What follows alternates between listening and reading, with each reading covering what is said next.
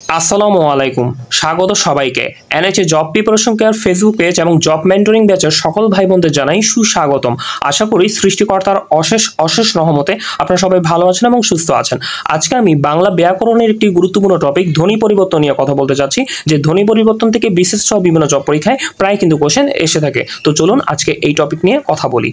তো ধ্বনি পরিবর্তন নিয়ে আলোচনা শুরুতে প্রথমত ধ্বনি পরিবর্তন নিয়ে একটি বেসিক পার্থক্য আপনাদের বলে দিই। বেসিক্যালি হচ্ছে ধ্বনি পরিবর্তন মানে হচ্ছে উচ্চারণের পরিবর্তন, অর্থাৎ একটা শব্দের মধ্যে যখন আপনি উচ্চারণের পরিবর্তন দৃশ্যমান দেখবেন তখনই কিন্তু সেই পরিবর্তনকে আমরা ধ্বনি পরিবর্তন হিসেবে গণ্য করব। বেসিক্যালি হচ্ছে ওই শব্দের মধ্যে শুধুমাত্র উচ্চারণের পরিবর্তন হলেও শব্দের অর্থের কিন্তু কোনো প্রকার পরিবর্তন হবে না। অর্থাৎ এখানে যে মেইন কথা সেটি হচ্ছে ধ্বনির পরিবর্তন হচ্ছে বেসিক্যালি হচ্ছে উচ্চারণের পরিবর্তন, আর অর্থের কোনো প্রকার পরিবর্তন হবে না। যখন আমরা এক্সাম্পলগুলো সলভ করব তখন এই যে দুইটি কথা বললাম, যে উচ্চারণের পরিবর্তন এরপর অর্থের পরিবর্তন হবে না, এই দুইটি কথার খুব সার্থক প্রয়োগ আপনারা দেখতে পাবেন। তো চলুন আমরা এক্সাম্পলগুলো সলভ করার মাধ্যমে এই দুইটি বিষয় বোঝার চেষ্টা করি। তো ধ্বনি পরিবর্তন নিয়ে আলোচনা শুরুতে প্রথমত যে উদাহরণ নিয়ে কথা বলবো সেটি হচ্ছে স্বরাগম। এখন স্বরাগম নিয়ে যদি আলোচনা করি তাহলে যেই কথাটি আগে জানতে হবে সেটি হচ্ছে স্বরাগম শব্দটি সন্ধি বিচ্ছেদ করলে কি দাঁড়ায়, সেটি হচ্ছে স্বরযোগ আগম। অর্থাৎ ব্যাপারটা হচ্ছে স্বর মানে হচ্ছে স্বরধ্বনি, আগম মানে হচ্ছে আগমন অর্থাৎ আসা, অর্থাৎ স্বরধ্বনি আসবে। এখন এই যে স্বরধ্বনি আসবে সেটা শব্দের আদিতেও আসতে পারে, শব্দের মাঝখানেও আসতে পারে, শব্দের শেষেও আসতে পারে। তো এই যে তিন ভাবে আসতে পারে, সেই তিন ভাবে আসার উপর ভিত্তি করে স্বরগমকে তিন ভাগে ভাগ করা হয়েছে। সেটি হচ্ছে আদি স্বরগম, মধ্য স্বরগম আর অন্ত স্বরগম। এখন আমরা যেহেতু বুঝতে পারছি যে স্বরগম শব্দটা মানে হচ্ছে স্বরধ্বনি আসবে, এখন এই স্বরধ্বনি আসার যে ব্যাপারটা সেটা শব্দের আদিতে যদি হয় তাহলে সেটা আদি স্বরগম, আর স্বরধ্বনির আসার যে ব্যাপারটা সেটা যদি শব্দের মাঝখানে হয় তাহলে সেটি হবে মধ্য স্বরগম, আর স্বরধ্বনির আসার ব্যাপারটা সেটা যদি শব্দের শেষে হয় তাহলে সেটাকে বলা হয় অন্ত স্বরগম। এখন আমরা এক্সাম্পলগুলো দিয়ে বোঝার চেষ্টা করব। এখন একটা জিনিস দেখেন, যে স্কুল থেকে স্কুল, হ্যাঁ, স্পর্ধা থেকে আস্পর্ধা। এখন দেখেন স্কুল থেকে যখন স্কুল হয়েছে তখন দেখেন এই রস্বই যে স্বরধ্বনিটা সেটা কিন্তু শব্দের আদিতে চলে এসেছে। এরপর দেন স্পর্ধা থেকে আস্পর্ধা, এখানে আ যে স্বরধ্বনিটি সেটা কিন্তু শব্দের আদিতে চলে এসেছে। অর্থাৎ শব্দের আদিতে কিন্তু নতুন স্বরধ্বনির আগমন আমরা দেখতে পাচ্ছি, অর্থাৎ নতুন স্বরধ্বনির যে চলে এসেছে সেই ব্যাপারটা আমরা দেখতে পাচ্ছি। তাই এই স্কুল থেকে স্কুল আর স্পর্ধা থেকে আস্পর্ধা এই উদাহরণগুলোকে বলা হয় আদি স্বরগম। তার মানে ব্যাপারটা আমরা ক্লিয়ার করতে পেরেছি। এবং মধ্য স্বরগম, মধ্য স্বরগম মানে হচ্ছে উচ্চারণের সুবিধার্থে শব্দের মাঝখানে স্বরধ্বনি আসবে। অর্থাৎ আমি একটু আগে বললাম যে শব্দের আদিতে যদি কোনো স্বরধ্বনি আসে, যেমন স্কুল থেকে স্কুল, এই যে ই, এবং দেন স্পর্ধা থেকে আস্পর্ধা আ, এই যে স্বরধ্বনি যে নতুন করে আসতেছে শব্দের আদিতে, তাই এটাকে বলা হয় আদি স্বরগম। আর মধ্য স্বরগমের যে ব্যাপারটা সেটা হচ্ছে শব্দের মাঝখানে আমরা দেখতে পাবো। সেটা কেমন, যেমন দেখেন এই যে রত্ন থেকে রতন। এখন একটা জিনিস খেয়াল করে দেখি, রত্ন থেকে রতন, ত ত যখন উচ্চারণ করবো তখন মাঝখানে কিন্তু অস্বরধ্বনি কিন্তু আমরা লক্ষ্য করব। ঠিক আছে, যখন উচ্চারণ যদি করি, কারণ একটু আগে আমি বলেছি যে ধ্বনি পরিবর্তন মানেই হচ্ছে উচ্চারণের পরিবর্তন। এখন এই যে রত্ন থেকে যে রতন হয়ে গেল, রতন ত ত যখন উচ্চারণ করবো তর সাথে অয়ের একটা কিন্তু কানেকশন আমরা দেখবো, এই যে অস্বরধ্বনি কিন্তু আমরা দেখতে পাবো। অর্থাৎ দেখেন রত্ন থেকে যখন রতন হয়েছে তখন মাঝখানে কিন্তু নতুন একটা স্বরধ্বনির আগমন আমরা দেখতে পাচ্ছি। তো এই কারণে রত্ন থেকে রতন হচ্ছে মধ্য স্বরগম। ঠিক তেমনি প্রীতি থেকে পিরিতি, পিরি রি, রি যখন উচ্চারণ করবো তখন রস্বই স্বরধ্বনি কিন্তু আসবে নতুন করে। হ্যাঁ, এই যে রস্বই স্বরধ্বনি কিন্তু আসবে। অর্থাৎ প্রীতি থেকে পিরিতি, অর্থাৎ এই মাঝখানে কিন্তু নতুন স্বরধ্বনির একটা আগমন আমরা বুঝতে পারছি যে আসছে। এরপর দেন মুক্তা থেকে মুকুত, মুকুতা, হ্যাঁ, মুক্তা থেকে মুকুতা, কু যখন উচ্চারণ করবো, মুকু, কু যখন উচ্চারণ করবো তখন রস্য যে স্বরধ্বনি সেটা কিন্তু শব্দের মাঝখানে কিন্তু আসছে বলে আমরা দেখতে পাচ্ছি। সো যেহেতু আমরা শব্দের যে এই স্বরধ্বনির যে আগমনটা সেটা মাঝখানে দেখতে পাচ্ছি, তাই এই এক্সাম্পলগুলোকে বলা হয় মধ্য স্বরাগম। আমি যদি আরেকবার একটু রিপিট করি, দেখেন এই যে রত্ন থেকে রতন, এই যে ত যখন উচ্চারণ করবেন, ত উচ্চারণ করলে কিন্তু অস্বরধ্বনিটা মাঝখানে আছে বলে বোঝা যাচ্ছে। দেখেন এখানে খুব সুন্দর করে ভেঙে ভেঙে দেখানো হয়েছে। তো এই কারণে কিন্তু বোঝা যায় যে বেসিক্যালি আসলে মাঝখানে কোন স্বরধ্বনি আগমন দেখা যাচ্ছে। রতন ত যখন উচ্চারণ করবো তখন অস্বরধ্বনি আগমন দেখতে পাচ্ছি। প্রীতি থেকে যখন পিরিতি হচ্ছে, এই পি রি রি, রি যখন উচ্চারণ করছি, রি যখন উচ্চারণ করবো তখন ই স্বরধ্বনি আগমন কিন্তু আমরা দেখতে পাবো। সো ই বা রস্বই স্বরধ্বনি আগমন দেখতে পাবো। আর মুক্তা থেকে যে মুকুতা, এই কু যখন উচ্চারণ করবো তখন মাঝখানে কিন্তু রস্য স্বরধ্বনির একটা আগমন দেখতে পাবো। আর এমনিতেও দেখা যাচ্ছে, দেখেন রত্ন রত্ন থেকে রতন হয়ে গেছে। দেখেন শব্দটাকেও যদি আমরা একটু পর্যালোচনা করি, মাঝখানে কিন্তু একটা পরিবর্তন দেখা যাচ্ছে, ঠিক আছে। তো এমনি দেখেও কিন্তু বোঝা যায় কিন্তু এটা কিন্তু মধ্য স্বরাগম। হ্যাঁ, যেমন এই যে প্রীতি থেকে পিরিতি, দেখেন এটা 2টা অক্ষরের আর এটা 3টা অক্ষরের, মাঝখানে একটা পরিবর্তন দেখা যাচ্ছে, প্রীতি থেকে পিরিতি। একটু দৃশ্যমানও যদি আমরা একটু যদি পরিবর্তন দেখার চেষ্টা করি তাও কিন্তু বোঝা যায় কিন্তু এভাবে আসতেছে। এবং মুক্তা থেকে মুকুতা, হ্যাঁ মুক্তা থেকে মুকুতা, মাঝখানে কিন্তু দেখেন এই যে এই শব্দটা আর এই শব্দটার দিকে তাকাইলে দেখা যাচ্ছে মাঝখানে কিন্তু একটা পরিবর্তন দেখা যাচ্ছে, ঠিক আছে। তার মানে ব্যাপারটা হচ্ছে আমরা বেসিক্যালি চেষ্টা করব উচ্চারণের কনসেপ্টটা দিয়ে মনে রাখার জন্য, যাতে করে আমাদের মনে থাকে। এরপর দেন হচ্ছে অন্তঃস্বরগম মানে কি? অন্তঃস্বরগম মানে শব্দের শেষে কিন্তু স্বরধ্বনি আগমন হবে। কেমন ব্যাপারটা? যেমন যে সত্য থেকে সত্যি, আমি যখন সত্য থেকে সত্যি উচ্চারণ করব তখন রস্যই স্বরধ্বনি আগমন আসবে। খেয়াল করে দেখবেন যে সত্য থেকে সত্যি, সত্যি রস্যই স্বরধ্বনি আগমনটা কিন্তু সবার শেষে কিন্তু আমরা দেখতে পাচ্ছি। ঠিক তেমনি এখানে দেখেন বেঞ্চ থেকে বেঞ্চি, বেঞ্চি যখন উচ্চারণ করবো তখন রস্যই স্বরধ্বনি আগমন কিন্তু শব্দের শেষেই দেখতে পাবো। অর্থাৎ এটা যদি আগে আসতো তখন আমরা হয়তো বলতাম আদি স্বরগম, মাঝখানে যদি দেখতে পাতাম তাহলে সেটা হয়তো মধ্য স্বরগম, আর যখন আমাদের বেসিক্যালি শেষ উচ্চারণটা হবে তখন সেটি হবে অন্তঃস্বরগম। সো এই হচ্ছে মোটামুটি ভাবে স্বরগমের আলোচনা। তো আমরা আশা করি বুঝতে পেরেছি স্বরগমের ব্যাপারটা কি। অর্থাৎ শব্দের আদিতে যদি আসে তাহলে সেটা হবে আদি স্বরগম, যেমন স্কুল থেকে স্কুল শব্দের আদিতে কিন্তু স্বরধ্বনি আগমন দেখতে পাচ্ছি। এবং মধ্য স্বরগম মানে হচ্ছে মাঝখানে স্বরধ্বনি আগমন আসবে। এখন মাঝখানে কিভাবে আসবে? যেমন রত্ন থেকে রতন, রতন ত যখন উচ্চারণ করবো তখন অস্বরধ্বনির কিন্তু আমরা একটা আগমন দেখতে পাবো। অর্থাৎ মাঝখানে যেহেতু অস্বরধ্বনি আগমন আসতেছে তার মানে এটাকে বলে মধ্য স্বরগম। ঠিক তেমনি প্রীতি থেকে পিরিতি, রি, এই রি যখন উচ্চারণ করবো রি এর উচ্চারণের মধ্যে কিন্তু রস্যই স্বরধ্বনি আগমন আমরা দেখতে পাবো যখন উচ্চারণ করবো রি, হ্যাঁ রস্যই রি আমরা উচ্চারণ করলে কিন্তু ওগুলো বুঝতে পারবো। ঠিক তেমনি মুক্তা থেকে মুকুতা, কু যখন উচ্চারণ করবো কু উচ্চারণের মধ্যে কিন্তু রস্য উচ্চারণটা আসবে, অর্থাৎ স্বরধ্বনির কিন্তু আগমনটা মাঝখানে হচ্ছে। সো এই যে ব্যাপারগুলো, এই ব্যাপারগুলো কিন্তু যত ভালো আমরা উচ্চারণ করতে পারবো তত ভালো কিন্তু আমরা মনে রাখতে পারবো। সো এইভাবে আমরা বেসিক্যালি কি করতে পারবো? স্বরগমের কনসেপ্টটা মনে রাখতে পারবো ইনশাআল্লাহ।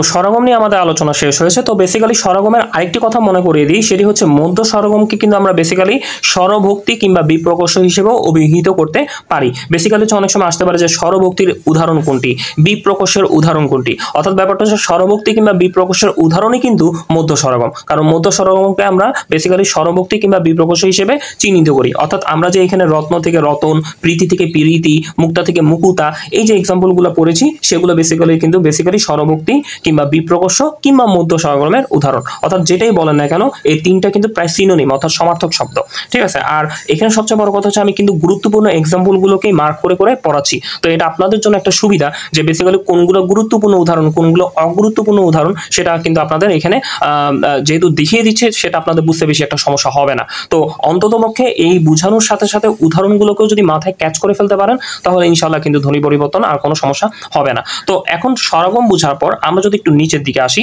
সেটা হচ্ছে স্বরলোপ। দ্বিতীয় যে ধ্বনি পরিবর্তন সেটি হচ্ছে স্বরলোপ। এখন স্বরাগমের ব্যাপারটা ছিল স্বরযোগ আগম, আর স্বরলোপ ব্যাপারটা হচ্ছে স্বরযোগ লোপ। আমরা যদি সন্ধি বিচ্ছেদ করি, হ্যাঁ এই যে স্বর যোগ লোপ, স্বর মানে হচ্ছে স্বরধ্বনি, লোপ মানে হচ্ছে বাদ যাওয়া, অর্থাৎ স্বরধ্বনি এখান থেকে বাদ যাবে। একটু আগে শিখে আসছি স্বরগম হচ্ছে স্বরধ্বনি আসবে, সেটা আদিতেও আসতে পারে, মাঝখানে আসতে পারে, শেষও আসতে পারে।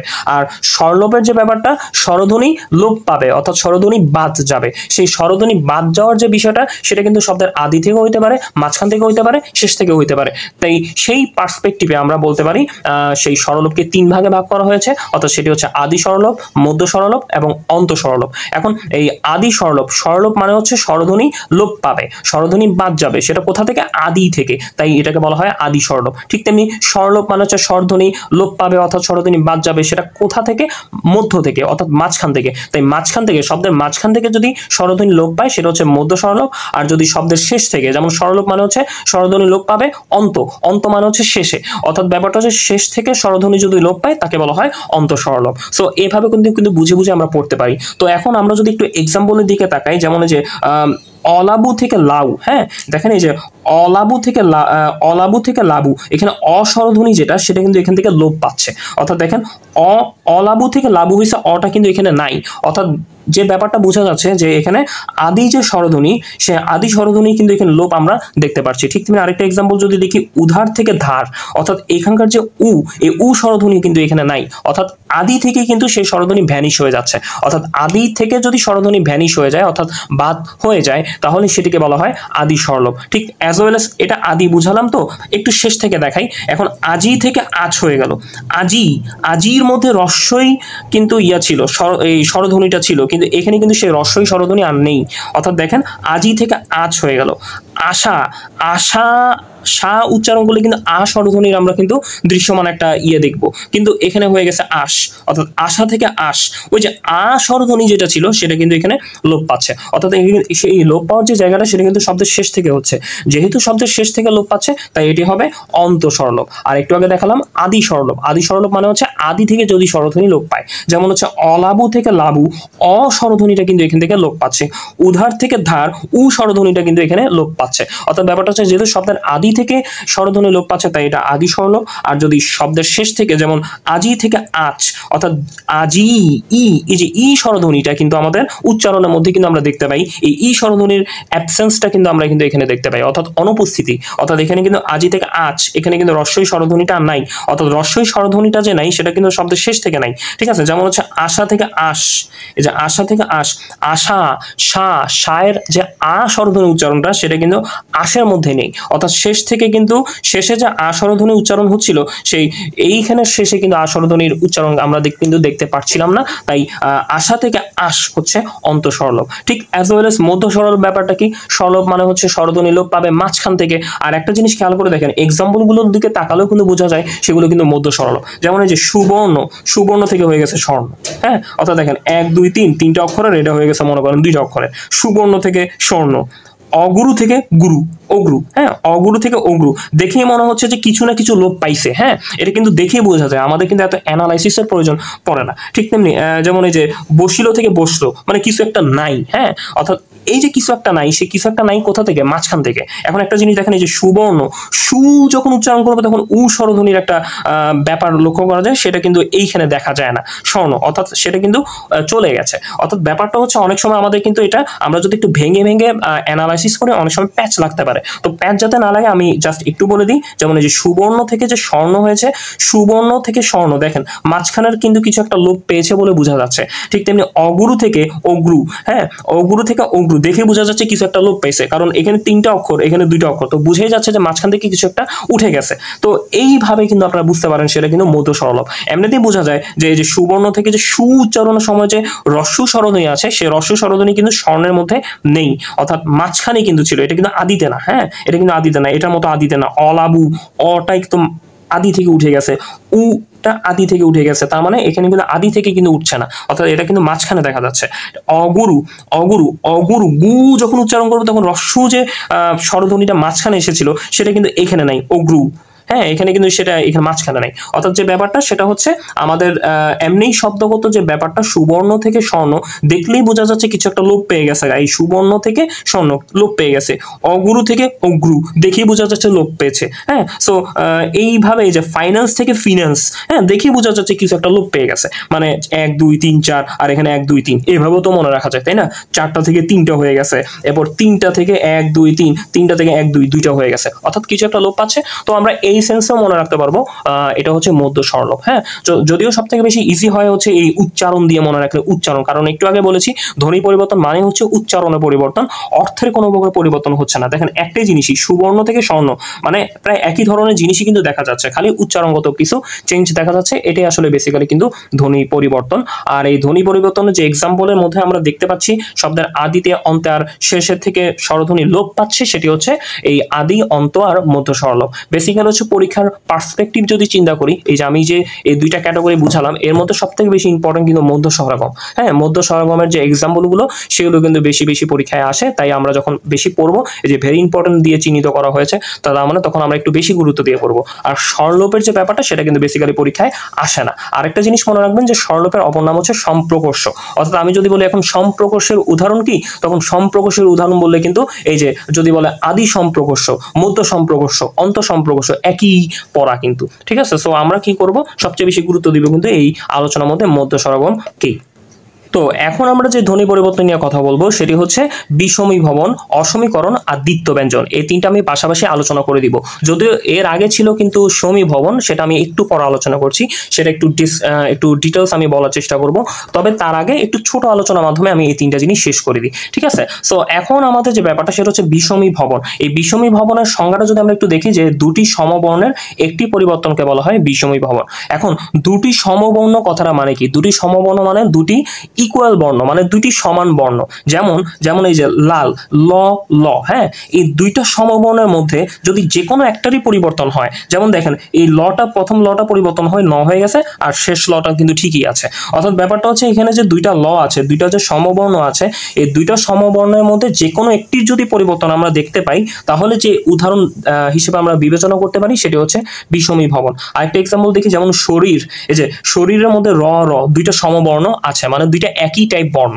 এখন এই দুইটা বর্ণের মধ্যে যে কোনো একটা পরিবর্তন করে দিলেই, এখন এটা মাঝখানেরটাও পরিবর্তন করতে পারে, সেটা শেষটাও পরিবর্তন করতে পারে, পরীক্ষার এক্সাম্পলে যে কোনো একটাই আসতে পারে। তো আমরা দেখব যখন দুইটি সমবর্ণ একসাথে থাকবে, এই দুইটা সমবর্ণের মধ্যে যখন একটি পরিবর্তন হবে, সেটা সেকেন্ডটাও হতে পারে, থার্ডেরটাও হতে পারে। ওরা থার্ডেরটা পরিবর্তন করে দিয়েছে, যে শরীর থেকে শরীর, অর্থাৎ দুইটা সমবর্ণ ছিল, দুইটা সমবর্ণ থেকে ওই সেকেন্ড যে বর্ণটা সেটা কিন্তু পরিবর্তন হয়েছে। অর্থাৎ এমন টেন্ডেন্সি আমরা যে ধ্বনি পরিবর্তনের মধ্যে দেখবো সেটি হচ্ছে বিষমীভবন। অর্থাৎ আমি যদি আরেকবার বলি, ব্যাপারটা হচ্ছে বিষমীভবন হচ্ছে দুটি সমবর্ণ, মানে এই যে দুইটা ইকুয়াল যে বর্ণ আছে, দুইটা ইকুয়াল বর্ণের মধ্যে যে কোনো একটার পরিবর্তন, ঠিক আছে। আপনার প্রথমটাও পরিবর্তন করতে পারেন, শেষটাও পরিবর্তন করতে পারেন, সেটা হচ্ছে আপনার উপর। এবং এটা হচ্ছে বেসিক্যালি পরীক্ষা কোশ্চেনও ঠিক ওইভাবে সেট আপ থাকতে পারে। ওরা হয়তো দেখা গেল যে পরীক্ষকরা দেখা গেল যে যারা পরীক্ষার কোশ্চেন বানাবে, তারা বেসিক্যালি হচ্ছে প্রথমটাও পরিবর্তন করে দিতে পারে, শেষটাও পরিবর্তন করে দিতে পারে। কিন্তু মোদ্দা কথা হচ্ছে আমাদের দেখতে হবে যে দুইটা সমবর্ণ আছে কিনা, এই যে দুইটা একই টাইপের বর্ণ, ল ল, হ্যাঁ আছে। এরপর যখন এখানে পরিবর্তনটা দেখবো, তখন দেখবো যে একটার পরিবর্তন সাধন হবে। যদি দুইটারই পরিবর্তন হইতো, তাহলে এটা কখনোই বিষমীভবন হইতো না। অর্থাৎ দুইটা সমবর্ণ থেকে একটা বর্ণের পরিবর্তন সাধন। যেমন এখানে শরীর থেকে শরীর, অর্থাৎ র র দুইটা সমবর্ণ ছিল, কিন্তু আমি একটার পরিবর্তন করে দিয়েছি, অর্থাৎ শরীর হয়ে গেছে। অর্থাৎ দুইটা যে সেম বর্ণ, এই দুইটা সেম বর্ণ থেকে যখন আমরা দেখবো যে কোনো একটা পরিবর্তন হয়ে গেছে, তখন সেটা হবে বিষমীভবন। অর্থাৎ বিষমীভবন হইতে হলে দুইটা সেম বর্ণ থাকাই লাগবে, ঠিক আছে, এটা মাস্ট। মানে ন ল এমনি হইলে হবে না, দুইটাই ন থাকলে দুইটাই ন থাকতে হবে, ল থাকলে দুইটা ল থাকতে হবে, ম থাকলে দুইটাই ম থাকতে হবে। ওই দুইটা মর মধ্যে যে কোনো একটা ময়ের আমরা একটা পরিবর্তন করে দিব, ওইটা আসলে বেসিক্যালি বিষমীভবন। এটা দেখেন, এখানেও দেখেন এই যে লাঙ্গল, হ্যাঁ, নাঙ্গল হয়ে গেছে। আলমারি থেকে এই যে আলমারি থেকে আলমারি হয়ে গেছে, এটাও একটু বেসিক্যালি হচ্ছে আলাদা রকম একটু এক্সাম্পল বিষমীভবনের। তবে এটা বেসিক্যালি পরীক্ষা আসে না, আমাদের বেসিক্যালি পরীক্ষা আসে এগুলোই। হ্যাঁ, এখানে কিন্তু বেসিক্যালি দুইটা ওই একই টাইপের বর্ণ না হওয়ার পরও বিষমীভবন হচ্ছে। তো এটা আমাদের আসলে জানার দরকার নেই, যদি জানার প্রয়োজন হয় তাহলে জেনে রাখতে পারেন, বাট বেসিক্যালি হচ্ছে এগুলোই আসে। যেমন হচ্ছে দেখেন এই যে আনারস, আমরা যদি দেখেন আনারস, এই যে আনানরস, এই যে আনানস থেকে হয়ে গেছে কিন্তু আনারস। খেয়াল করে দেখছেন, এই যে আনানস, এই যে দুইটা ন সেম টাইপ অফ ন, হ্যাঁ, এই দুইটা নয়ের মধ্যে আমি ওই থার্ড নটাকে, মানে সেকেন্ড নটাকে আমি কি করে দিয়েছি, পরিবর্তন করে দিয়েছি আনারস, ঠিক আছে। অর্থাৎ ব্যাপারটা হচ্ছে বিষমীভবন হতে হলে আমাদের কি হইতে হবে, যে দুইটা সমবর্ণ থাকতে হবে। যেমন এখানে আমরা লালের মধ্যে ল ল দেখেছি, যে কোনো একটা পরিবর্তন করে দিয়েছি। শরীরের মধ্যে দুইটা র র, মানে দুইটা সমবর্ণ আছে, যে কোনো একটা পরিবর্তন করে দিয়েছি। ঠিক তেমনি আনানসের মধ্যে এই যে ন আছে, তো ন থাকলে ওই একটা নকে আমি কি করে দিব, পরিবর্তন করে দিলে সেটা বিষমীভবনের এক্সাম্পল হয়ে যায়। তো আশা করি আমরা বিষমীভবনের ব্যাপারটা বুঝতে পেরেছি। এরপর দেন হচ্ছে আমরা আসবো অসমীকরণ। যদিও অতটা ইম্পর্টেন্ট না অসমীকরণটা, বিষমীভবন কিন্তু খুবই ইম্পর্টেন্ট। এটা কিন্তু বেসিক্যালি পরীক্ষায় বেশি বেশি আসে, যে এই লাল থেকে নাল এটা কি ধরনের ধ্বনি পরিবর্তন উদাহরণ, তখন আমাদের বলতে হবে বিষমীভবন।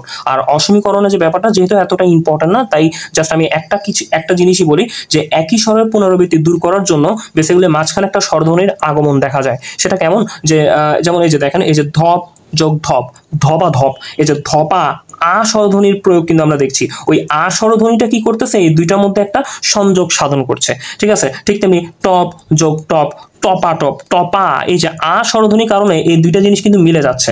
অর্থাৎ ব্যাপারটা হচ্ছে একই স্বরের পুনরাবৃত্তি দূর করার জন্য মাঝখানে আমি একটা কিছু ওই যে ক্রিমের মতো কিছু একটা দিয়ে দিলাম, সেটি হচ্ছে বেসিক্যালি অসমীকরণের উদাহরণ, ঠিক আছে। যেমন এই যে গপা গপ, তার মানে এটা উচ্চারণ কি, গপ যোগ গপ, হ্যাঁ ওইটা ছিল গপ যোগ গপ কি হবে, গপা গপ। আ স্বরধ্বনির প্রয়োগ কিন্তু আমরা দেখতে পাচ্ছি।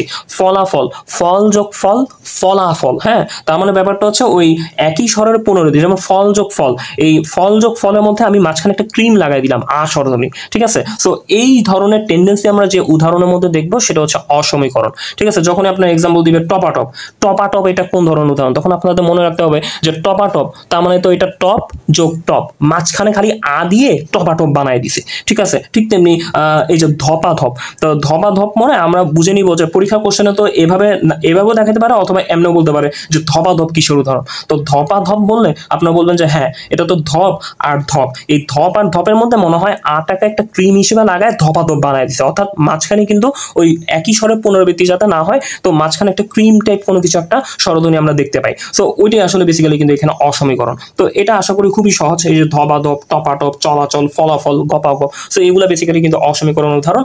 আরেকটা এক্সাম্পল হচ্ছে দ্বিত্ব ব্যঞ্জন।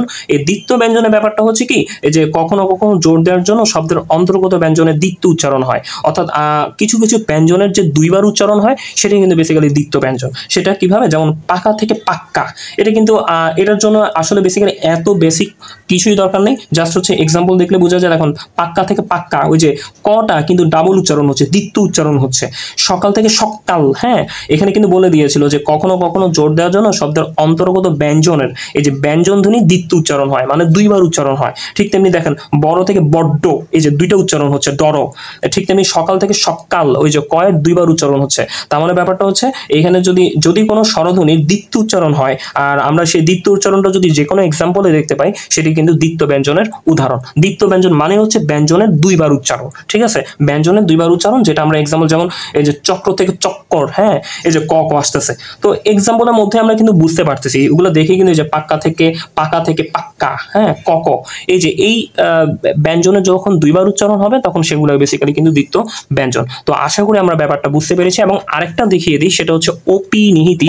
এটা খুবই গুরুত্বপূর্ণ, হ্যাঁ এটা খুবই গুরুত্বপূর্ণ, এবং এটার জন্য এত বেশি কিছু জানা লাগবে না, খালি আমরা জাস্ট জানবো যে শব্দের শেষে রস্যিকার কিংবা রস্যকার উচ্চারিত হলে বা যুক্ত ব্যঞ্জন ধ্বনির আগে নতুন করে রস্যিকার বা রস্যকার বসলে সেটাকে বলা হয় ওপি নিহিতি।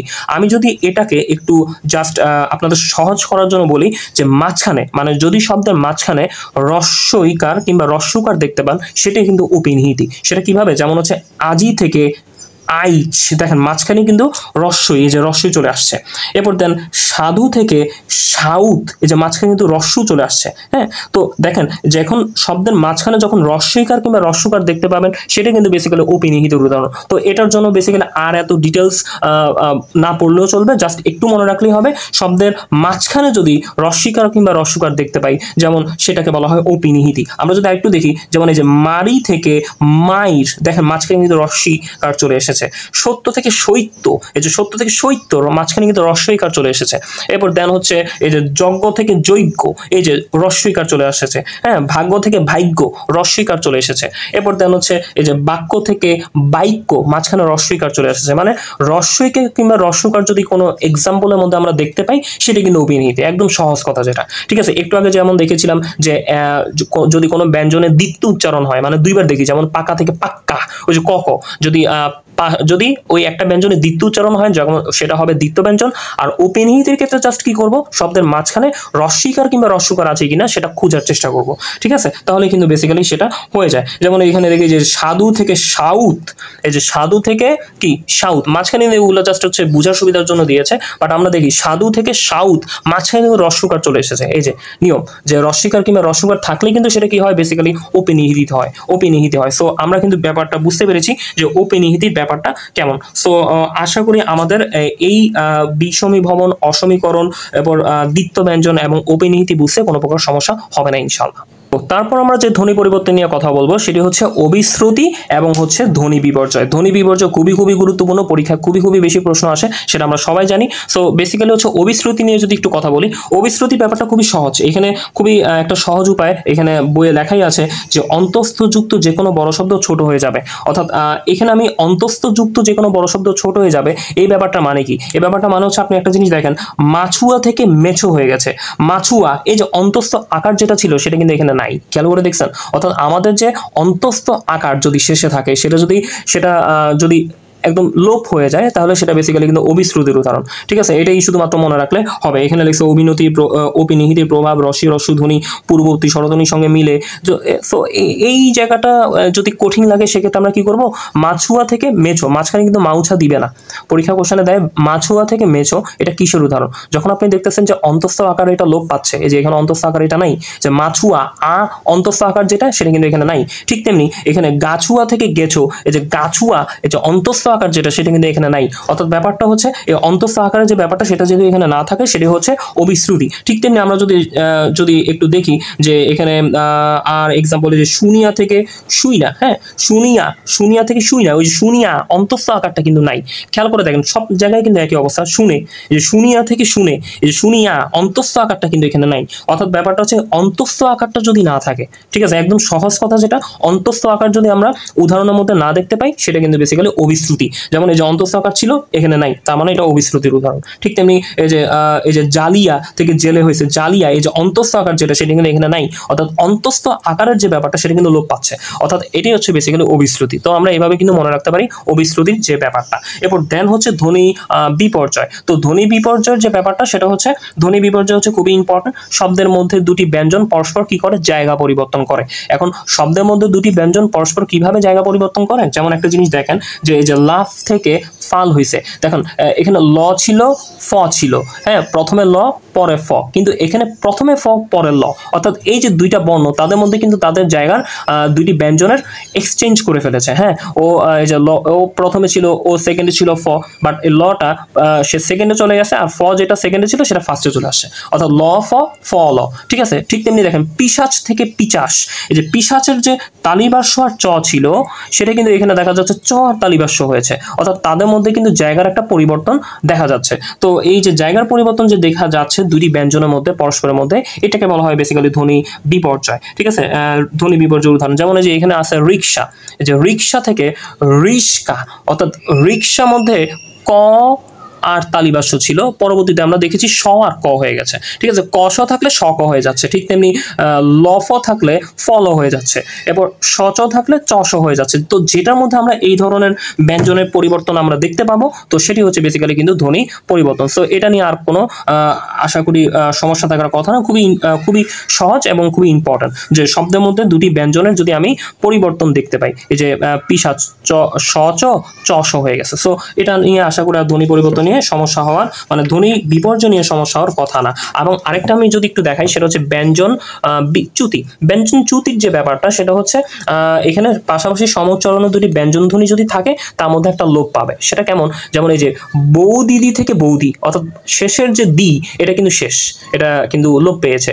বরদাদা থেকে ওই বরদা, মানে শেষের যে দা, সেটা কিন্তু লোপ পাচ্ছে। এবার ছোট কাকা থেকে ছোটকা, মানে ওই যে শেষের যে কা, সেটা কিন্তু লোপ পাচ্ছে। অর্থাৎ ব্যাপারটা হচ্ছে পাশাপাশি সমউচ্চারণে, যে দিদি সমউচ্চারণে কিন্তু ব্যঞ্জন ধ্বনি ছিল, দি দি, দুইটা কিন্তু একই উচ্চারণে, কিন্তু শেষটা বাদ যাচ্ছে। ঠিক তেমনি বড় দাদা, দাদা, অর্থাৎ এই দুইটা কিন্তু সমউচ্চারণ, তো শেষটা কিন্তু বাদ যাচ্ছে, সেটাও কিন্তু ব্যঞ্জন চ্যুতি। ঠিক তেমনি ছোট কাকা, এই ছোট কাকার মধ্যে আমি যদি শেষ কাটা বাদ দিয়ে দিই, তাহলে ছোটকা হয়। অর্থাৎ ব্যাপারটা হচ্ছে সমউচ্চারণের যদি এরকম দুটি ব্যঞ্জন ধ্বনি পাশাপাশি থাকে, যখন আমি যে কোনো একটাকে যদি লোপ করে দিয়ে যদি এক্সাম্পল গঠন করি, তাহলে সেটি বেসিক্যালি ব্যঞ্জন চ্যুতির উদাহরণ। ঠিক আছে, সো এটা খুবই সহজ। ঠিক আছে, ব্যঞ্জন চ্যুতির অপর নাম লিখেছে সমাক্ষর লোপ।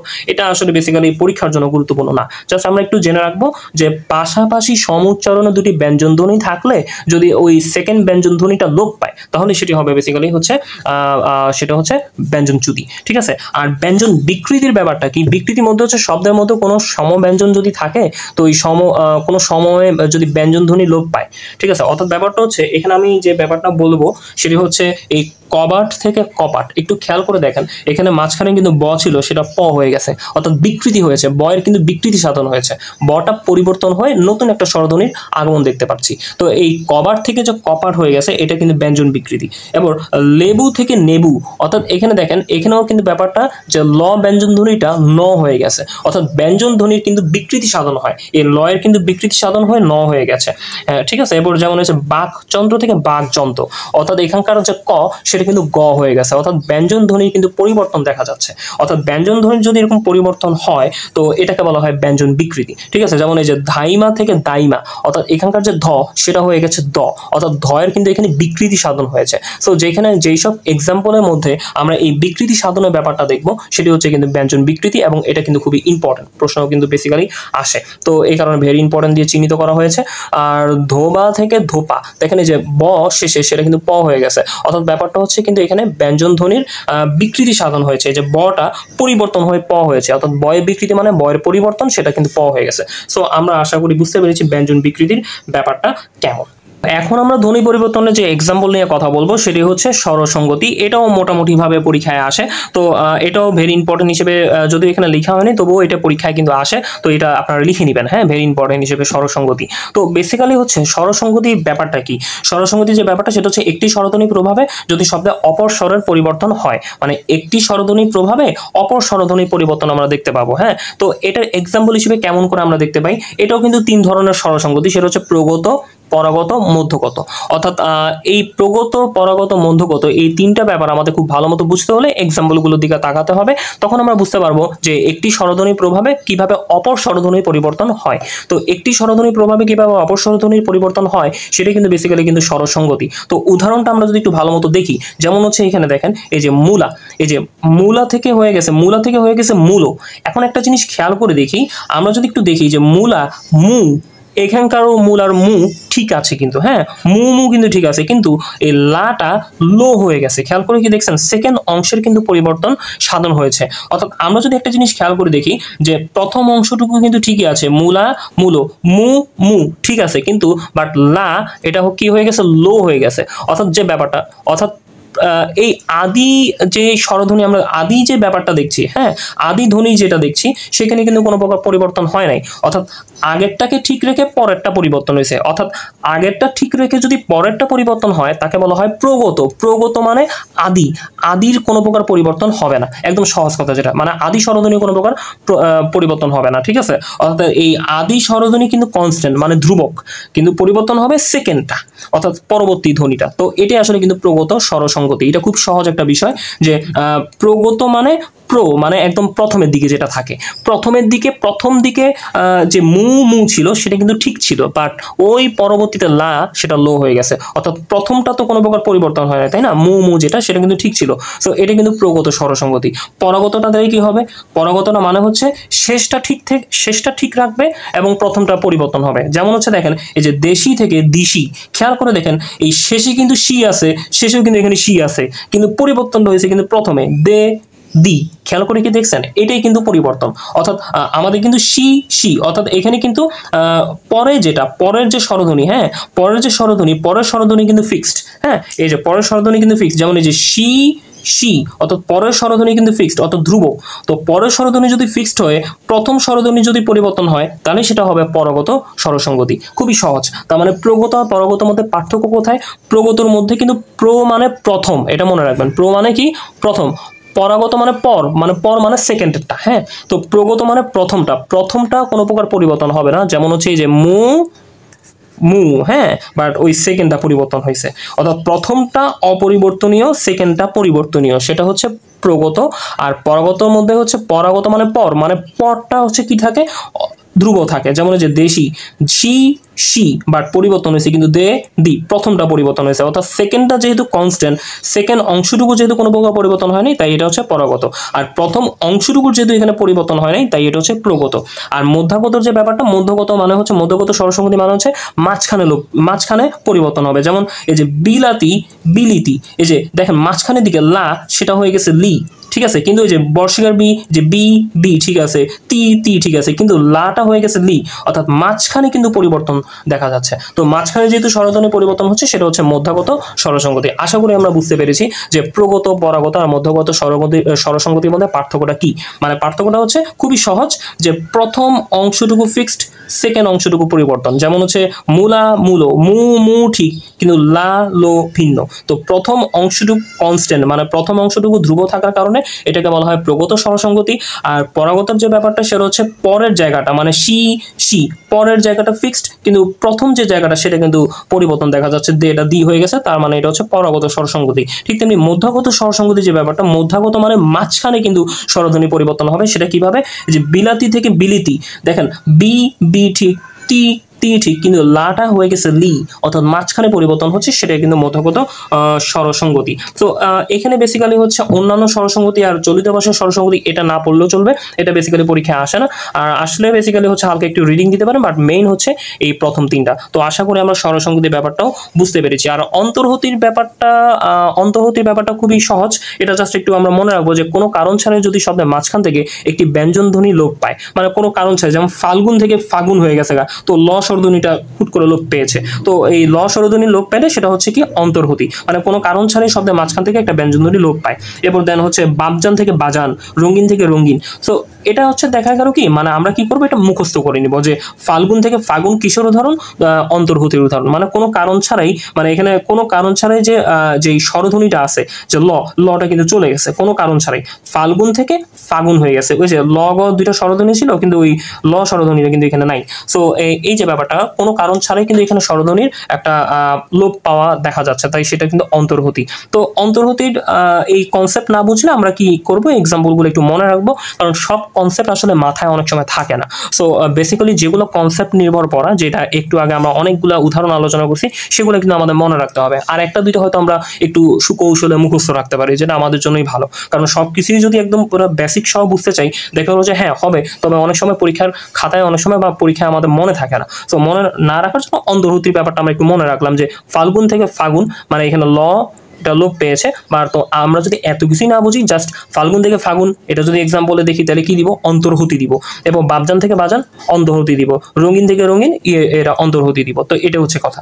মানে আর বেসিক বুঝতে চাইলে কোনো কারণ ছাড়াই যে ওই ব্যঞ্জনধ্বনির একটা লোপ আমরা দেখতে পাবো, সেই লোপটা যদি দেখতে পাই সেটা হচ্ছে অন্তর্হতি। সো আশা করি আমরা অন্তর্হতি ব্যাপারটা একটু পড়বো। অন্তর্হতি ব্যাপারটা কিন্তু আসে মাঝে মাঝে পরীক্ষায়। সো এই হচ্ছে আমাদের অন্তর্হতির আলোচনা। তো ধ্বনি পরিবর্তনের সর্বশেষ যে উদাহরণ নিয়ে কথা বলবো সেটি হচ্ছে সমীভবন। বেসিক্যালি হচ্ছে সমীভবনটা পরীক্ষার জন্য ইম্পর্টেন্ট, ভেরি ভেরি ইম্পর্টেন্ট, না হলেও মোটামুটিভাবে ইম্পর্টেন্ট। সো এটা একটু মোটামুটি দেখতে হবে। আর এটা আমাদের সর্বশেষ আলোচনা ধ্বনি পরিবর্তনের। আমরা আল্লাহর রহমতে ইনশাল্লাহ বাকি যে ধ্বনি পরিবর্তনগুলো ছিল সেগুলো খুব ভালো মতো আলোচনা করে আসছি। তবুও যদি কোনো প্রবলেম হয় সেটা ইনবক্সে জিজ্ঞেস করলে ইনশাল্লাহ বলে দেওয়া হবে। আর এখন আমরা সমীভবন লাস্ট যে ধ্বনি পরিবর্তন নিয়ে কথা বলবো, সেটা আমরা কিভাবে বুঝবো। যদি এখানে লিখেছে যে শব্দ মধ্যস্থ দুটি ভিন্ন ব্যঞ্জন একে অপরের প্রভাবে যদি অল্প বিস্তর সমতা লাভ করে, তাই হচ্ছে বেসিক্যালি সমীভবন। তো এই লাইনটাকে আমি যদি একটু ভেঙে ভেঙে বোঝার চেষ্টা করি, যে আমি যদি একটু দেখি শব্দ মধ্যস্থ দুটি ভিন্ন ব্যঞ্জন, এই শব্দ মধ্যস্থ দুটি ভিন্ন ব্যঞ্জন কথাটা মানে হচ্ছে একটা শব্দের মধ্যে দুটি ভিন্ন ধরনের ব্যঞ্জন থাকবে। ঠিক আছে, একটা শব্দের মধ্যে যে শব্দ মধ্যস্থ দুটি ভিন্ন ব্যঞ্জন মানে হচ্ছে একটা শব্দের মধ্যে দুটি ভিন্ন ব্যঞ্জন থাকবে। যেমন হচ্ছে এই যে জন্ম, হ্যাঁ, এই জন্মের মধ্যে কিন্তু ন ম, এই যে দুইটা ভিন্ন ব্যঞ্জন আছে, এই দুইটা ভিন্ন ব্যঞ্জনের মধ্যে মিলিত হয়ে, মানে একটা মিলন হবে, মিলিত হয়ে কিন্তু একটা নতুন টাইপ অফ অবস্থার ব্যঞ্জনের ক্রিয়েট হবে। হ্যাঁ, এখন ব্যাপারটা কেমন, ব্যাপারটা হচ্ছে যে শব্দ মধ্যস্থ দুটি ভিন্ন ধ্বনি, এই যে একে অপরের প্রভাবে মানে কি এটার প্রভাব দুইজনের মধ্যে একটা প্রভাব বা মারামারি হয়ে বেসিক্যালি এক নতুন ধরনের একটা ব্যঞ্জন ক্রিয়েট করে। এখন নতুন ধরনের ব্যঞ্জন তো ক্রিয়েট হয় না, ব্যঞ্জন বেসিক্যালি ক্রিয়েট হয় হচ্ছে ওই যে প্রথমটার রিপিটেশন কিংবা সেকেন্ডটার রিপিটেশন। ঠিক আছে, এখন আমি যদি একটু ধরে ধরে বলি, ব্যাপারটা হচ্ছে প্রথম কথা ছিল যে শব্দ মধ্যস্থ দুটি ভিন্ন ব্যঞ্জন, মানে শব্দের মধ্যে এই যে জন্ম ন ম দুটি ভিন্ন ব্যঞ্জন রয়েছে। এই দুটি ভিন্ন ব্যঞ্জন যদি একে অপরের সাথে একটু মারামারি করে, ধরেন যে দুইটা ধ্বনি একে অপরের সাথে মারামারি করে একটা নতুন টাইপ অফ অবস্থানে ক্রিয়েট করে। এখন সেই নতুন টাইপ অফ অবস্থা যে তৈরি হবে, সেটা প্রথম ধ্বনির কারণেও হইতে পারে, সেকেন্ড ধ্বনির কারণেও হইতে পারে, ঠিক আছে। কারণ মারামারিতে হয়তো একজন জিতবে, কারণ একজনের প্রভাব থাকবে বেশি, আরেকজনের প্রভাব থাকবে কম। সো এখন এইখানে যে মারামারি করে যে একটা অবস্থা ক্রিয়েট হয়েছে, এখান থেকে বোঝা যাচ্ছে এখানে কিন্তু সেকেন্ড ধ্বনিটি কিন্তু জয়ী হয়েছে। কেন? কারণ দেখেন এই যে জন্ম ন ম, এখানে কিন্তু ম ম আসছে, অর্থাৎ ওই সেকেন্ড ধ্বনিটাই কিন্তু রিপিটেড হচ্ছে, অর্থাৎ দেখা যাচ্ছে যে এখানে সেকেন্ড ধ্বনির প্রভাবটাই কিন্তু বেশি, প্রথম ধ্বনির প্রভাব কিন্তু নেই, যার কারণে সেকেন্ড ধ্বনিটা কিন্তু রিপিটেড হয়ে আসছে, ঠিক আছে। এখন এই পদ্মর মধ্যে, এই যে আমি যদি একটু দেখি পদ্মর মধ্যে এক্সাম্পল দেখি পদ্ম, এখন এখানে যদি এই যে এই শব্দের মধ্যে কিন্তু একইভাবে দ আর ম দুটি ভিন্ন ব্যঞ্জন রয়েছে। সো যেহেতু এই দুটি ভিন্ন ব্যঞ্জন রয়েছে, সো এই দুটি ভিন্ন ব্যঞ্জন দেখেন একটু মারামারি করে কি হয়ে গেছে, দদ হয়ে গেছে। এখন এই দদর যে জায়গাটা, সেটা কি প্রথম ধ্বনিটা রিপিটেড হয়েছে নাকি সেকেন্ড ধ্বনিটা রিপিটেড হয়েছে, সেটা আপনারা খুব ভালোই বুঝতে পারছেন। প্রথম ধ্বনিটা কিন্তু রিপিটেড হয়েছে, অর্থাৎ এখানে দেখা যাচ্ছে যে প্রথম ধ্বনিরই কিন্তু এখানে প্রভাব দেখা যাচ্ছে, অর্থাৎ এইখানে দেখতে পেলাম পরের ধ্বনির প্রভাব, মানে সেকেন্ড ধ্বনির প্রভাব, এখানে দেখলাম প্রথম ধ্বনির প্রভাব, এই সেকেন্ড ধ্বনির প্রভাব, প্রথম ধ্বনির প্রভাব, এই জায়গাটার উপর বেস করে দুই ভাগে ভাগ করা হয়েছে সমীভবনকে, সেটা হচ্ছে প্রগত সমীভবন আর একটা হচ্ছে পরাগত সমীভবন। এখন অনেকেই কিন্তু অলরেডি এই প্রথম আর দ্বিতীয় যে জায়গাটা, সেটা দেখেই বুঝতে পেরেছেন যে কোনটা প্রগত সমীভবন হইতে পারে, কোনটা পরাগত সমীভবন হইতে পারে। বেসিক্যালি হচ্ছে আমরা যেখানে দেখতেছিলাম যে এই যে পদ্ম, এই যে শব্দের মধ্যে দুটি ভিন্ন ব্যঞ্জন একসাথে যুক্ত হয়ে একটা নতুন টাইপ অফ ব্যঞ্জন, মানে নতুন টাইপ অফ, মানে নতুন ভ্যারিয়েশন টাইপ অফ ব্যঞ্জন ক্রিয়েট হচ্ছে, এবং সেই নতুন টাইপ অফ যে ভ্যারিয়েশন আলা যে সমীভবন ক্রিয়েট হচ্ছে, সেটা কি প্রথম ধ্বনির রিপিটেশনের কারণে হচ্ছে নাকি সেকেন্ড ধ্বনির রিপিটেশনের কারণে হচ্ছে, সেটা দেখতে হবে। তো এখানে দেখছি কিন্তু প্রথম ধ্বনির রিপিটেশনের কারণেই কিন্তু হচ্ছে, যে দ আছে ম আছে, তো আমরা এখানে দেখতেছি দ দ, অর্থাৎ এই দুইটা রিপিটেশন কিন্তু প্রথম ধ্বনি থেকে হচ্ছে। প্রথম ধ্বনি থেকে যদি রিপিটেশন হয় তাকে বলা হয় প্রগত সমীভবন, কারণ প্রথম ধ্বনি মানে প্রথম, প্রগত, ঠিক আছে।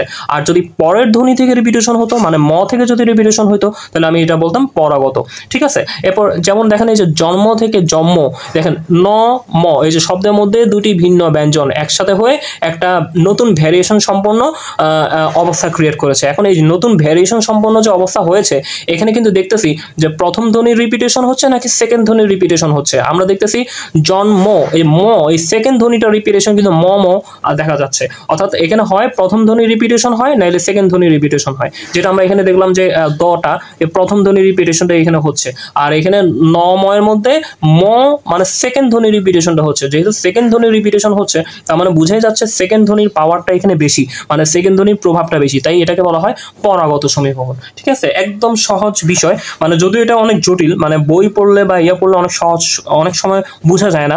তো আশা করি আমি এই জিনিসটা বুঝাতে পেরেছি। এটা মূলত ওই যে ওই দুইটি একটা শব্দের মধ্যে যখন ভিন্ন টাইপ অফ ব্যঞ্জন থাকে, তখন এই দুইটি ভিন্ন টাইপ অফ ব্যঞ্জনের মধ্যে হয় প্রথম ধ্বনির রিপিটেশন দেখা যায়, নাহলে সেকেন্ড ধ্বনির রিপিটেশন দেখা যায়। এখন যদি প্রথম ধ্বনির রিপিটেশন, জাস্ট লাইক এটা মতো প্রথম ধ্বনির রিপিটেশনটা যদি আমরা দেখি, তাহলে বুঝতে হবে প্রথম ধ্বনির প্রভাবটা বেশি, তার মানে প্রথম ধ্বনির প্রভাবটার কারণেই তো প্রথম ধ্বনিটাই আবার একদম যুদ্ধ জয়লাভ করে একটা নতুন অবস্থা ক্রিয়েট করছে, তার মানে ওইটাই হবে প্রগত সমীভবন, যা এখানকার এক্সাম্পল দেখলে আপনারা বুঝতে পারবেন, ঠিক আছে। যেমন এই যে লগ্ন, এই যে লগ্ন, এই যে গণ, এই শব্দের মধ্যে দুটি ভিন্ন ব্যঞ্জন আছে গণ, এই দুটি ভিন্ন ব্যঞ্জন দেখেন কি হয়ে গেছে, লগ্গ মানে গগ হয়ে গেছে। এখন গগ যে হয়েছে, সেটা কি প্রথম ধ্বনির রিপিটেশন নাকি সেকেন্ড ধ্বনির রিপিটেশন? অবশ্যই সেটা প্রথম ধ্বনির রিপিটেশন, গ, দেখেন দুইটাই গগ আসছে, অর্থাৎ বুঝে যাচ্ছে যে এখানে প্রথম ধ্বনিটাই কিন্তু প্রভাবটা বেশি। যেহেতু প্রথম ধ্বনির প্রভাব বেশি, প্রথম ধ্বনি জয় হয়েছে, তাই এটা হবে প্রগত সমীভবন। আর এখানে যেমন হচ্ছে জন্ম থেকে জন্ম হয়েছে, ওই যে ম যে সেকেন্ডে ছিল ন ম, দুটি ভিন্ন ব্যঞ্জন যদি ছিল, আর সেকেন্ড যে ব্যঞ্জনটা ছিল ম, সেই মটারই কিন্তু রিপিটেশন কিন্তু আমরা দেখতে পাচ্ছি, অর্থাৎ সেকেন্ড ধ্বনির প্রভাবটা এখানে বেশি ছিল, তার মানে এটাই হবে পরাগত সমীভবন, ঠিক আছে। প্রথম ধ্বনির রিপিটেশন বেশি হলে, মানে প্রথম ধ্বনির প্রভাব বেশি হলে সেটা প্রগত, আর সেকেন্ডটা হলে পরাগত। তো আশা করি আমরা বুঝতে পেরেছি পরাগতের এক্সাম্পলগুলো এখন আপনারা নিজেরাই পারবেন। আর যদি সমস্যা হয়, সেক্ষেত্রে আমরা কি করব, একটু এক্সাম্পলগুলো মুখস্থ করে নিব, যেগুলো আমাদের এখানে মার্ক করা আছে, ঠিক আছে। অ্যাটলিস্ট এই মার্ক করাগুলো পড়লেও কিন্তু পরীক্ষায় কমন পড়ার একটা সম্ভাবনা থাকে। সো এগুলো কিন্তু খুব গুরুত্বপূর্ণ, হ্যাঁ। সো এটা এক হিসেবে আপনাদের জন্য ভালো হলো যে ধ্বনি পরিবর্তনের ক্লাসটা যেহেতু আমি বেসিক্যালি হচ্ছে একদম খুব বাংলা ব্যাকরণের একটা বেস্ট বই অন্বেষণ বই থেকে নিয়েছি। বেসিক্যালি অগ্রদূত থেকে বলেন বা যে কোনো বই থেকে বলেন না কেন, প্রায় একই টাইপ অফ উদাহরণই কিন্তু সব জায়গায় আছে। সো আমি যেহেতু বই থেকে জিনিসটা দেখিয়ে দিয়েছি, তো আপনাদের বোঝার জন্য সব থেকে বেশি ইজি হবে, কারণ একটা বই বের করে আপনি যখন আমার পড়াগুলোকে মিলাবেন তখন দেখবেন ধ্বনি পরিবর্তনটা অনেক ইজি হয়ে যাবে। এখন কারো কাছে যদি অন্বেষণ থাকে অন্বেষণ পড়বেন, অগ্রদূত থাকলে অগ্রদূত। প্রথম কথা হচ্ছে আমি যেভাবে এখন গিয়েছি, মানে অগ্রদূত হইলে অগ্রদূত বইটা আপনি বের করে আমার পড়ার সাথে সাথে মিলিয়ে পড়বেন, দেখবেন যে অটো সিস্টেমে কিন্তু ধ্বনি পরিবর্তন টপিকটা শেষ হয়ে যাবে। তারপর ধ্বনি পরিবর্তন আমার যে কথাবার্তা, এই যে আমি যেগুলো বলছি এগুলা পড়ার পর এরপর দেন আমরা কি করব, তারপর হচ্ছে এই যে বিগত বছরের যে প্রশ্নগুলো সেগুলো সলভ করব। কারণ হচ্ছে আমি যে এতক্ষণ ধরে কথা বলছি সেগুলো কিন্তু বারবার করে মাথায় রাখতে হবে, মাথায় না রাখতে পারলে কিন্তু সমস্যা। ঠিক আছে, আমাদের কিন্তু এগুলো মাথায় রাখতে হবে। আর মাথায় রাখা বেশি কঠিন একটা কিছু না, আপনি বেসিক জিনিসগুলো মাথায় রাখেন। যে স্বরগমের ক্ষেত্রে কি বলেছিলাম, স্বরধ্বনি আগমন হয়েছিল আদিতে, অন্তে, মাঝখানে। ঠিক আছে, প্রত্যেকটার এরকম করে যে বেসিক কথাগুলো ছিল, যেমন উপনিহিতি হইলেই মানে হচ্ছে, উপনিহিতি মানে হচ্ছে বাক্যের মধ্যে কি দেখতে হবে, রস্বইকার কিংবা এই যে রস্যকার দেখতে হবে। যে দেখেন এই যে সাধু থেকে সাউথ, সাধু থেকে সাউথ, তো এই যে মাঝখানে রস্যকার দেখেছি, বাস শেষ, উপনিহিতি। কারণ আমি পড়েছিলাম কি, রস্যিকার কিংবা রস্যকার মাঝখানে থাকলেই সেটা উপনিহিতি হবে। তো এইভাবে করে মনে রাখতে হবে। আমরা যদি এইভাবে মনে রাখতে না পারি তাহলে কিন্তু আমরা গুলিয়ে ফেলবো বিষয়গুলো। সো একদম অ্যাকুরেট নলেজ নিয়ে তারপর বেশি বেশি করে আমাদের এই যে বিগত বছরের প্রশ্ন যেগুলো আছে, এগুলো যে বিসিএস পরীক্ষার প্রশ্ন, ব্যাংক পরীক্ষার প্রশ্ন, নন ক্যাডার পরীক্ষার প্রশ্ন, হ্যাঁ, এই যে এভাবে করে প্রশ্নগুলো কি করতে হবে, সলভ করতে হবে। এই প্রশ্ন সলভ করলে জিনিসগুলো একদম পারফেক্টলি মাথায় ঢুকে যাবে। আর যদি কোনো প্রকার সমস্যা হয়, যারা মেন্টরিং ব্যাচে আছেন যারা, বেসিক্যালি হচ্ছে তারা চেষ্টা করবেন যে সমস্যা হলে সেটা আমাকে ইনফর্ম করতে মেসেঞ্জারে। আর যারা পেজ থেকে দেখবেন, পেজে যে আমি এই ভিডিওটা অবশ্যই আমি উন্মুক্ত করে দিব, আমার অন্যান্য ভাই বোনরাও যাতে উপকৃত হন। তাদেরও যদি কোনো সমস্যা হয় তারা আমার পেজের ইনবক্সে জিজ্ঞেস করলে ইনশাল্লাহ আমি চেষ্টা করব আমার জায়গা থেকে বলে দিতে। সো আশা করি ধ্বনি পরিবর্তন নিয়ে যে আপনাদের ভীতি ছিল সেটা কিছুটা হলেও কমেছে। আমি বলবো না একদম সম্পূর্ণ কমে যাবে, কারণ একটা সমস্যা, যে কোনো প্রকার সমস্যাই সম্পূর্ণভাবে প্রতিরোধ করা যায় না, হয়তো প্রশমন করা যায়। আমি হয়তো সেই প্রশমনের জায়গাটা ভালো মতো করতে পেরেছি। এখন দেখা গেলো যে এই প্রশমনটাকে, মানে এই পড়াটাকে ভালোভাবে মাথায় রাখলে ইনশাল্লাহ আপনি হয়তো ভালোভাবে এই চ্যাপ্টারটা শেষ করতে পারবেন। ঠিক আছে, সমস্যা থাকবে না এমন না, সমস্যা একটা দুইটা জায়গায় অবশ্যই থাকবে। সেই একটা দুইটা জায়গায় সমস্যাটাকে আমাদের কি করতে হবে, প্র্যাকটিস করে সেইটাকে ভালো করে আমাদের আয়ত্তে রাখতে হবে। তো আশা করি আমরা এই ধ্বনি পরিবর্তনটাকে খুব ভালো মতো পারবো। যেহেতু এটা গুরুত্বপূর্ণ অধ্যায়, তো আমাকে ওইভাবেই আসলে পড়াশোনা করতে হবে। তো যাই হোক, তো সৃষ্টিকর্তা সবার মনে আশা পূরণ করুক এই কামনা করি, এবং আমার জন্য সবাই দোয়া রাখবেন। আসসালামু আলাইকুম।